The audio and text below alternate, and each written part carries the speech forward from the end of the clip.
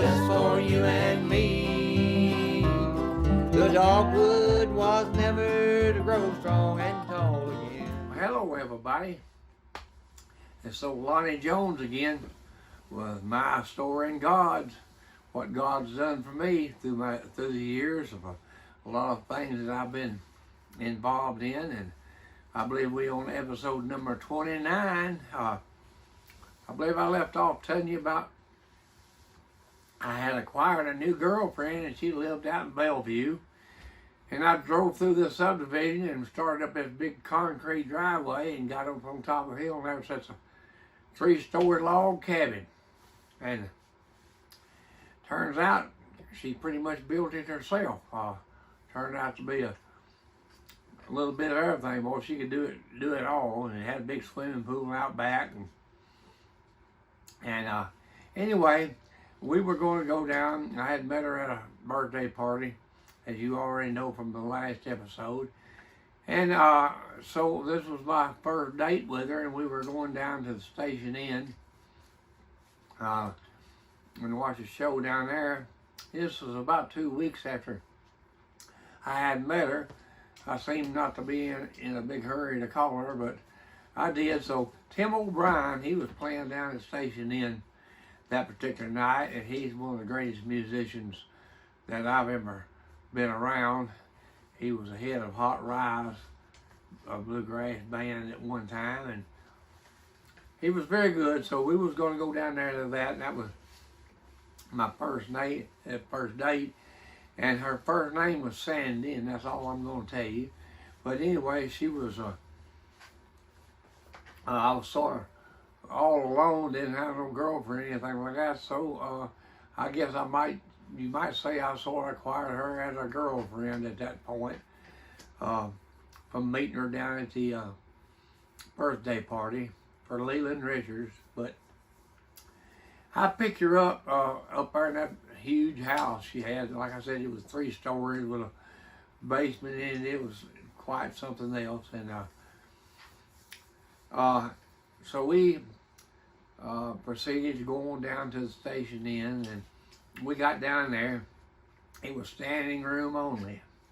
So we got down there, and so we lined up. Everybody lined up around the wall standing because all the seats had been taken.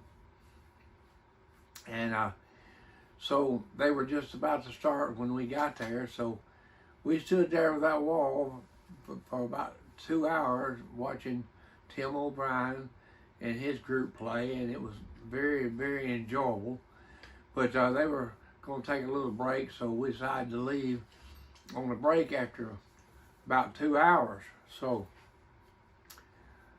I had mentioned having played some with Bill Monroe and different ones, and of course nobody would basically believe that. So I think our first trip, when we left there, I believe, if I'm not mistaken, I brought her. I had, at that time, I had moved into the house, and I was living in the house by that time, and I carried her to the house, and I had back then there were VHSs. Well, I had some videos of where and different things that I showed where I had played with Bill Monroe to sort of prove I'd played with Bill Monroe. Because she, now I want to clarify something. I never played with Bill Monroe for a living out on the road. I played with Bill a lot of other places and other things. And one of the biggest places, or one of the places I played with him a lot, was on Tuesday nights over at the Long Hollow Jamboree on Long Hollow Pike. And the Long Hollow Jamboree even is still there today. It's just right now they serve lunch, I believe, but there's no music there on weekends like they used to be on account of the COVID.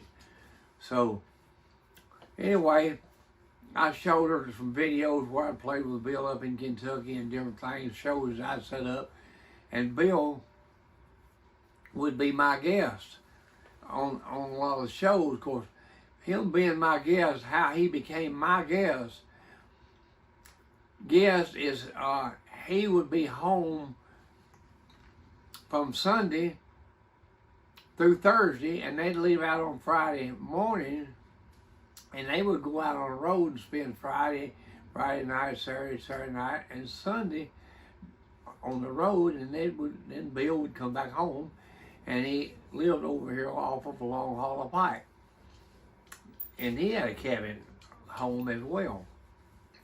So how he became my guest, you might say, guest on shows, is I would get these gigs that was different places, and in order to draw a crowd, he agreed to play for me on Thursday nights.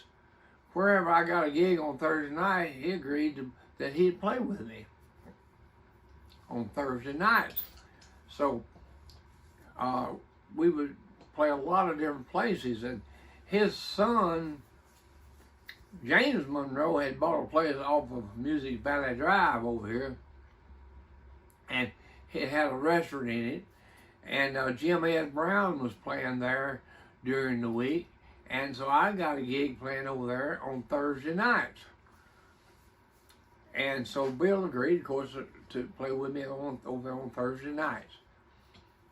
And so we were drawing more people than Jim Ed Brown was drawing over there on Thursday nights, with Bill being my special guest. Bill would bring them in there. Let me tell you, it was quite a time we had over there. And the boy playing fiddle for me had a stroke, and he had just gotten over his stroke, and he was going back to playing a little bit. And he used to play for Porter Wagner, and I can't, for the sake of me, think what his name is right off the top of my head. But I will think of it and let you know either on the next show or here in a few minutes. But he would play fiddle for me. I had a real good band. I had, I believe, Gary Reeves was playing banjo for me. Ricky Reeves was playing mandolin for me. Mac McGahey was the fiddle player I'm talking about. Mac McGahey, he played with Porter Wagner. He played Opryland for years. So Mac McGahey was playing fiddle with him. And Bill would be my special guest. I'd get up and do, my band would get up and do about 30, 40 minutes, and we'd bring Bill up, and Bill would do about 30 minutes, something like that. And we'd be drawing a big crowd. We was having a big crowd. Well, I'm gonna back up a little ways from Music Valley Drive, and the place that I'm talking about is called the Nightlife. The Nightlife. James Monroe at the time, I believe, had bought it and was running it, and it was called the Nightlife. And I'm gonna back up from that and go back and tell you about playing up in Kentucky. There was several places up in Kentucky that I would get gigs on Thursday nights and go up there and play the gigs, and carry Bill with us, and we just packed gymnasiums out. I got videos, if I just knew where they was at, of them just packing the gymnasiums out with Bill Monroe being my special guest.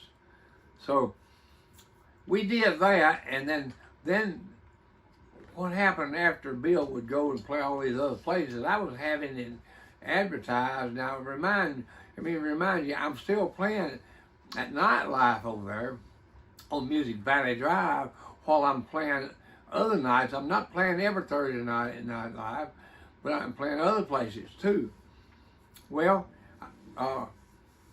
just before I quit the Nightlife, and the reason I quit Nightlife I'm going to tell you is because we were going to play, I believe, in Tompkinsville, Kentucky.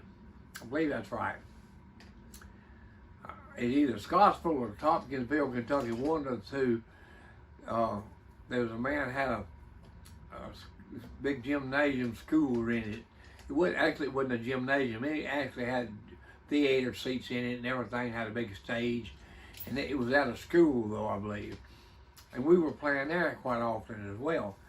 So I was having a gentleman up in Scottsville, Kentucky on the radio advertise when we were going to be there.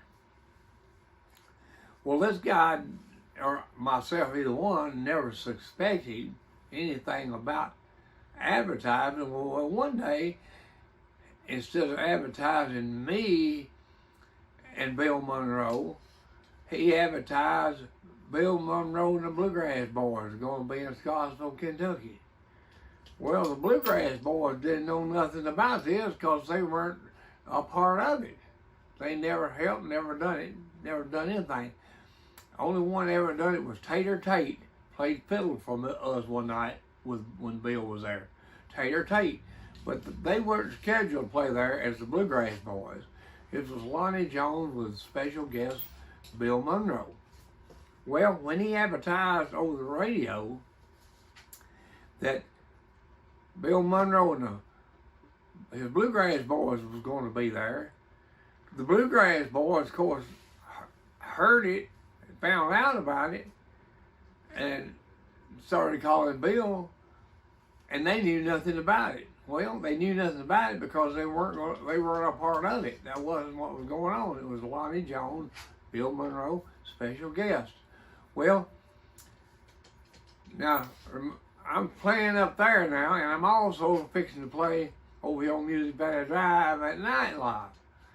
Well, I had already had a schedule to play at the Nightlife. Well, when he announced that over the radio, everybody in the country found out about Bill Monroe and the Bluegrass Boys was supposed to play in Kentucky, and it was not.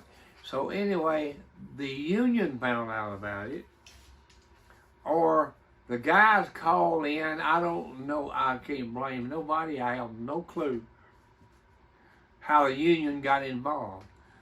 But the last time we played the Nightlife over on Music Valley Drive with Bill Monroe, the union came to him and told him he couldn't do that no more because he wasn't using the Bluegrass Boys.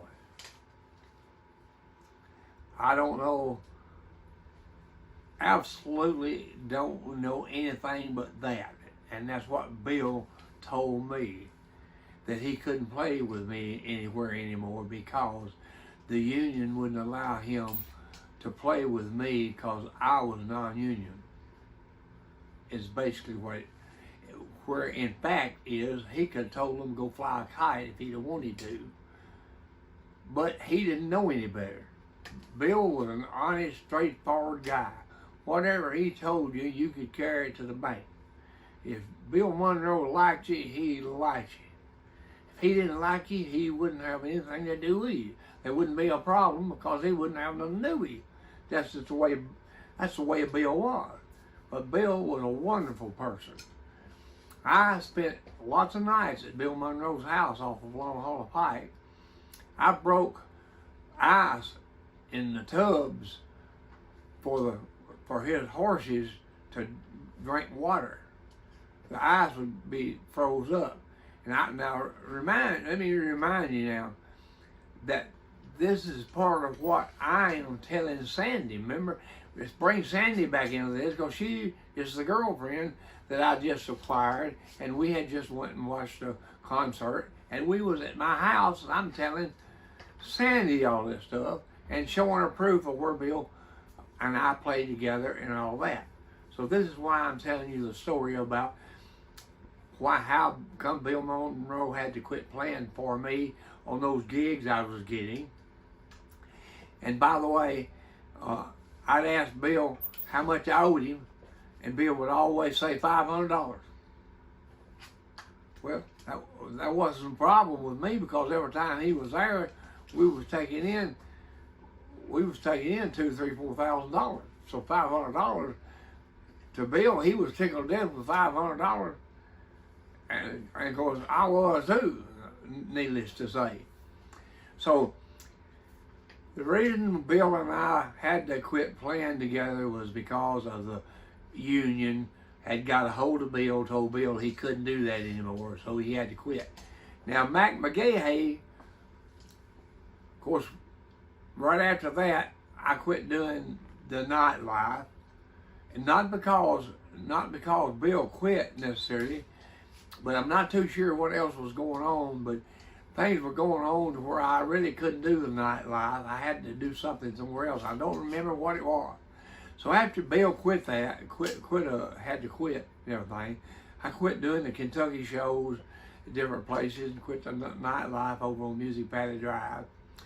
And all this information I was showing to Sandy there at the house. So Sandy and I became girlfriends and boyfriends at the time because I had nobody. And so I carried Sandy back home, and that's pretty much the first date that we had. Pretty much that's all was said, all was done, or anything. So to keep the story going about how God came in to this situation, if you remember back earlier, I had lost a big contract and I had to go downtown and get me a maintenance job at a high-rise to pay my bills. And Gary Adams, he was still here at Larry's Grand Old Garage. He was still here doing plastic. I still had plastic work, but I didn't have enough for me to pay my bills and pay him and everything. So I'm downtown working at a high-rise in maintenance. And at that time, that's when I had met Sandy. Well, I carried Sandy on back home, and I come back, and it was probably another 2 weeks before I contacted her back. So I contacted her back, and I don't remember exactly where we went, what we did, or anything the next time. But at any rate, we continued on being boyfriend and girlfriend and so forth. And I was working downtown at the high-rise, and there was a real nice restaurant on 8th Avenue, and she worked for Nashville, for the codes in Davidson County codes. She was a codes lady. She went around making sure, what code, everybody knows what codes people are. So anyway, there was a real nice restaurant on 8th Avenue, and Eddie Arnold used to go there and eat. Every day he'd go over and eat about 12 o'clock. Well, that was my lunch hour, and she was in code, so she could be about anywhere she wanted to be, whenever she wanted to be. So we got the meeting over at the restaurant, and I have no idea what the name of that restaurant was. Not right now, I don't. That's something I'll let you know either in the next episode if I don't think of it in this one. But it's a well-known restaurant. There's one out by McCabe Golf Course, and there's that one, and there was about 3 in town, and it's all of them owned by the same people. But we would go over and eat. Well, meanwhile, I ran across this guy that would go around and fix pumps, gas pumps, and for Mapco. Everybody knows what the Mapco stores are. And he went around fixing the gas pumps and everything at them. And I don't remember how I met the guy, but I think I met him back when I sold my business, way back in episode, some way back yonder. I met him during, and he had mentioned about making some plastic for him. Well, remember now, I've still got a plastic place running here at Larry's Grand Old Garage, and Larry and Gary Adams is running it, and I got a job downtown. Well, to tie all of this together along with God and Sandy and Larry's Grand Old Garage and Acrylic Displays, which was the name of my company, one day I got this phone call from this man that worked for Mavco, that worked on the pumps. He said, Lonnie says, we make up these cards and we send them on all the pumps out at all of our locations. And he said, I need several thousand of them. And we put cards and everything in them to advertise truckers for getting good prices on their gas. We give them a break on their gas and everything. And I need several displays, like 2,000 or 3,000 displays, to put at all their locations on top of the gas pumps. And in the meantime, he said, I believe, I'm going to give you a number, he said, and I believe there's a lady that is in purchasing from Mapco that is wanting something. I'm not too sure what it is. So I gave him a price on a sample that he had there, and I got the job of making several thousand of these things that help these cars on top of the gas pumps at Mapco's. Well, in the meanwhile, I got a phone call from this lady down in Franklin, Tennessee, which was the purchase agent for Mapco. Now remember, it's taking everything I got to keep my bills paid and everything. My nose is almost going under the water. And I got Gary just keeping it going. Well, I got that contract from him, which amounted to about $6,000. Well, this lady from Mapco calls me, she tells me what she wants over the phone.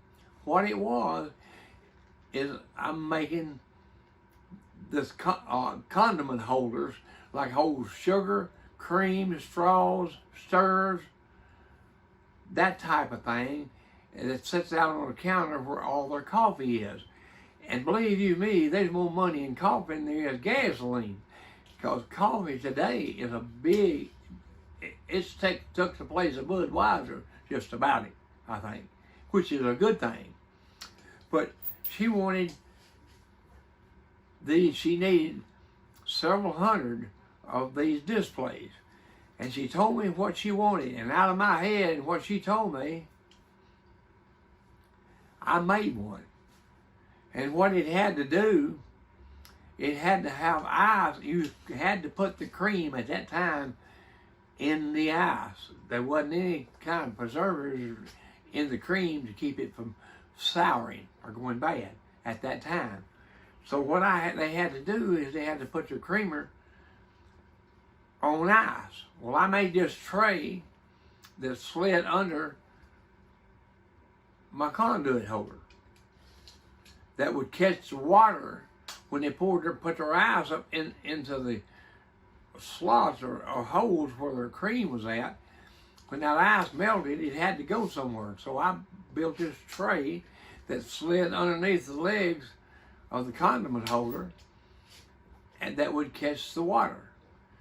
So, and I carried it down there to her and had it all together and pulled it out and set it on her desk and showed it to her. And at this point, I'm going to close on this episode 29, and I'll come back and tell you how God stepped in through Sandy and made all these things happen for me. But right now, we're gonna play you a couple of tunes, and hope you've enjoyed this episode 29. I was explaining a little about Bill Monroe and how we was acquainted, and our music, and meeting Sandy and having to explain it to her that I really did play with Bill Monroe in a different manner than being on the road. So until now, and by the way, the picture behind me here was taken with my camera. We were coming up the Cumberland River, coming through Nashville on a houseboat. We bought a houseboat down on the Tennessee River, way down where all the rivers come together. Tennessee River, Mississippi, all of them run together. And I'm not too sure what the name of the place was. It's down close to the pork chop place, Patty's place. It's real close to Patty's place. But we bought a houseboat and had to go down there and pick it up, come up the Cumberland River. And coming up the Cumberland River as we were coming into Nashville. This is coming into Nashville. And you'll see that I took pictures with my camera. And the next episode we might get another picture of it a little closer to Nashville than this one. But my picture off of my camera, off of my phone, took this picture behind me right here when we was coming up the Cumberland River on a houseboat coming to Old Hickory Lake. So at this point, we're going, and oh yeah, I don't want to forget to tell you about our church. We go to church at 101 Flat Ridge Road in Goodsville, Tennessee, and it's Friendship Missionary Baptist Church, what it is, and we're at 101 Flat Ridge Road, and we have church there every Wednesday night, and we have church there Sunday and Sunday night, and we always, Brady and I always do our best to be there at 11 o'clock every Sunday. And if you can't come on Sunday, please watch us on Facebook, because we are on Facebook. Now at that point, we're going to close out on episode 29, and I'll catch you back here on episode 30. So let's pick up a couple of tunes and see you on episode 30. Oh, I'll never shed another tear.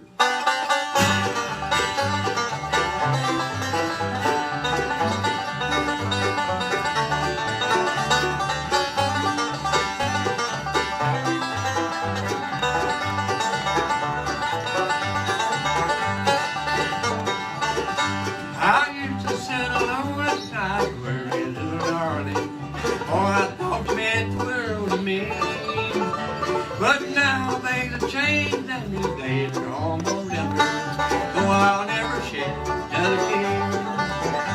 I'll never shed another tear. Now I don't care what happens. You have proved that I'm untrue to me. There's nothing you can do that will ever change my feelings. So I'll never shed another tear.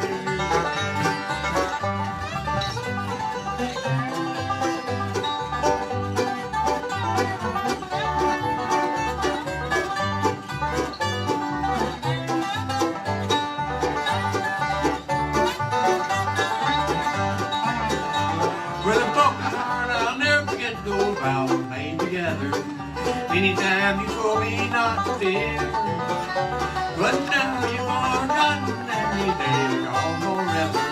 So I'll never shed another tear. I'll never shed another tear. Now I don't care what happens. You have proved your love untrue to me. There's nothing you can do that will ever change my feelings. So I'll never shed another tear.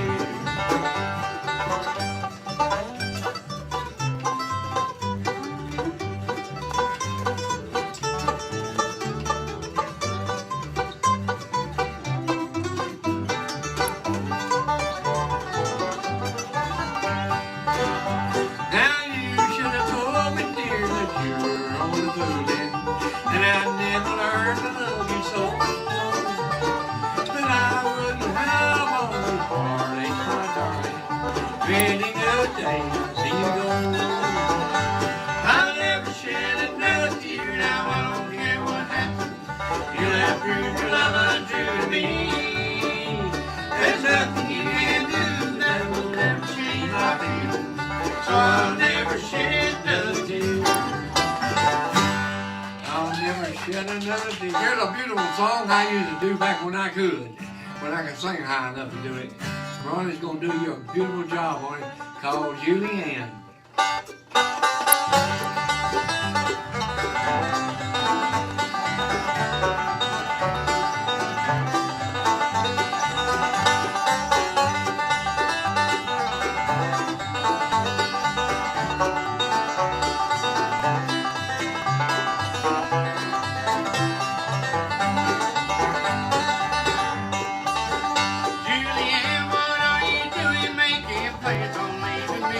Making a major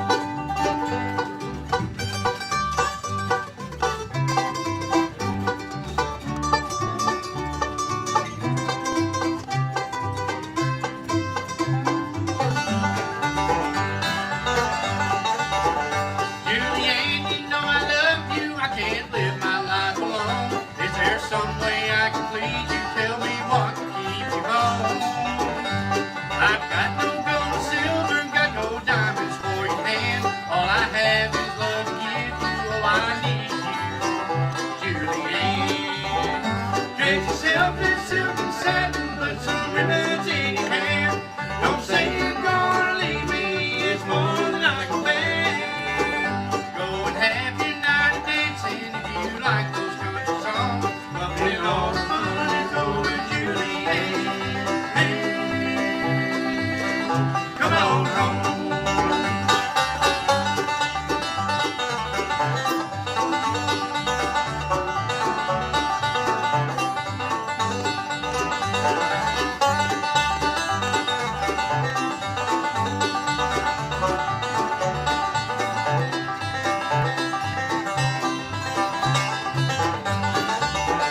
Drink yourself in silver satin, put some ribbons in your hair. Don't say you're gonna leave me, it's more than I can bear. Go and have your night dancing if you like those country songs, but all the fun is over, Juliet. Hey, come on home.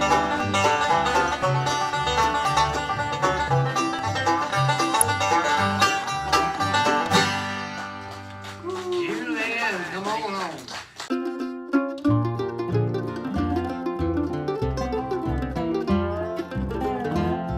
Jesus died on the cross from a dogwood tree. He gave his life and soul